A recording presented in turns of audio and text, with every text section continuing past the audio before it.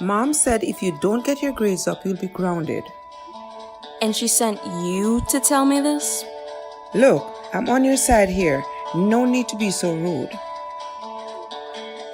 Fine. Anyways, I heard that Miss Kapoor is having one-on-one extra credit sessions tomorrow after school. You're in college now. How do you know? Don't worry about it. I think you should go. If it'll get everyone off my back, sure. You won't regret it. Trust me.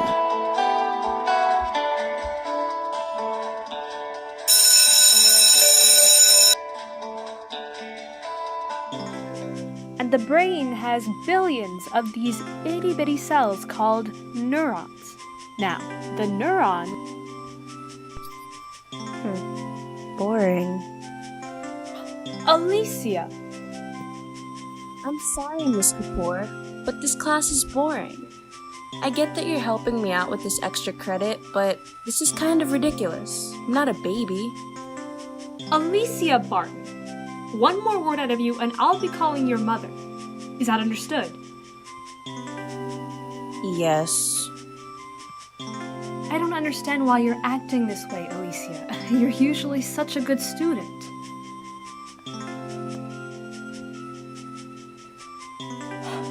Fine. You want to learn about something more interesting?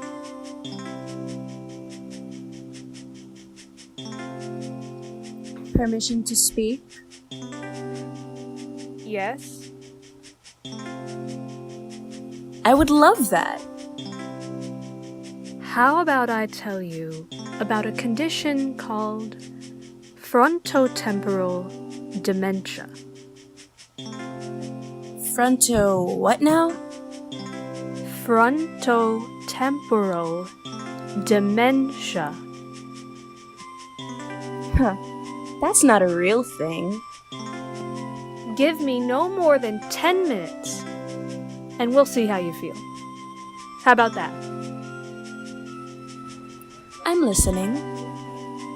Now, frontotemporal dementia, or FTD, is a disease that affects both the frontal and temporal lobes of the brain, the parts responsible for things like emotion, language, decision-making, and controlling behavior. Do you remember where our guest speaker from last week said those parts of the brain are located? The frontal lobe is in the front of the brain because it sounds like front, and the temporal lobe is on the side of the brain, just like your temples. Very good. FTD occurs when those parts of the brain begin to degenerate. Degenerate means break down. Any questions? All right. One common misunderstanding about FTD is that it always includes memory loss because it's a type of dementia. But that's not true at all. Just like different cancers have different symptoms or signs, so does FTD. So, what are the different signs for FTD? Well, Alicia, that depends on the type of FTD. There are three main types: behavioral variant, semantic variant, and non-fluent variant. Don't worry, I'll cover them all. Behavioral variant is the type of FTD where people struggle with controlling their behavior, whether it's how they deal with everyday life or how they interact with other people. So, they don't know how to act? I wouldn't put it quite like that, but yes. Now, people with semantic variant FTD have difficulty with semantic or factual knowledge, like word meanings and naming objects or people. That sounds horrible. It really is. That brings us to non-fluent FTD. People with this kind of FTD find themselves often mispronouncing words and having trouble getting their words out. Oh no! My friend's little brother stutters a lot and has problems with his words. Does he have FTD too? No. Most people with FTD are between 45 and 64 years, though people from 21 to 80 can get it too. I'm sure your friend's little brother has nothing to worry about right now. Miss Kapoor, Yes, Alicia. is there a cure for FTD? Unfortunately, there isn't currently a cure, just like there's no official way of diagnosing it.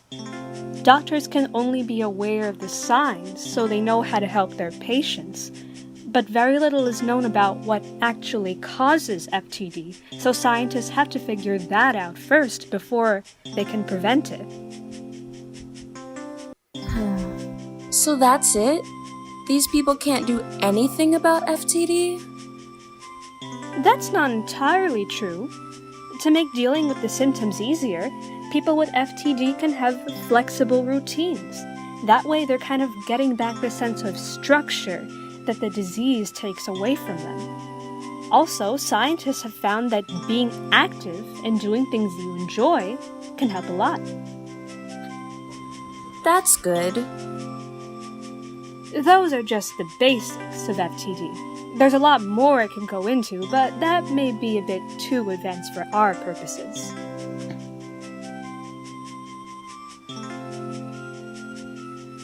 Now, do you have any other questions? No, ma'am. Alright then, looks like our time is up. I'll see you bright and early tomorrow morning for science class, Alicia. So, what did you learn today? The class actually wasn't that bad. Teacher taught me about frontotemporal dementia today. That's not a real thing, is it? That's what I said too, but it's real. Tell me about it then. Aren't you supposed to know everything, Miss College student? Just tell me. Well, I don't remember everything, so I'll just give you the basics. The first thing that you should know is that frontotemporal dementia, I'll just call it FTD to make it easier, happens when the frontal and temporal lobes of your brain begin to break down. Oh, slow down there. I don't know anything about the brain. That's okay. You just need to understand those two parts of the brain. The frontal lobe of your brain is in the front. Think of it as front equals frontal.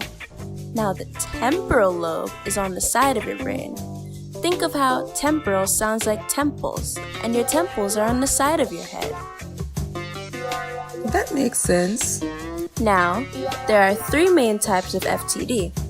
There's a lot that goes into each one, but doctors can tell them apart based on the symptoms.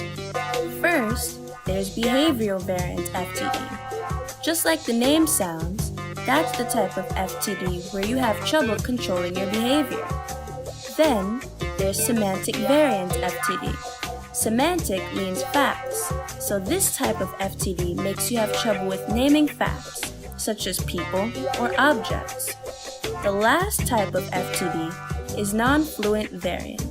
When you're not fluent in a language, that makes it hard for you to get your words out. It's the same with people with non-fluent FTD. They have trouble with their pronunciation and just getting their words out in general. That sounds like a lot to deal with. Is there any cure? Nope, no cure, but that doesn't mean that it's all bad. There are three main ways that doctors say people with FTD can make their own lives easier. The first is exercise, which makes sense because the more active you are, the healthier you are overall. The second way is having a daily routine. People with FTD can have trouble with their memory, so having a set routine can help them to stay organized. The last way is my personal favorite, continuing to do things they enjoy. That way, they can feel happier. and being happier is always good. Wow, sounds like you learned a lot. You bet I did. I'm gonna pay extra attention in Miss Kapoor's class now. I had no idea she could be this interesting. I'm glad to hear that, and Mom will be too. Paulina, it's lovely to see you again. How's college? It's okay so far. I'm just stopping by to thank you for what you did for Alicia yesterday. It means a lot to both of us.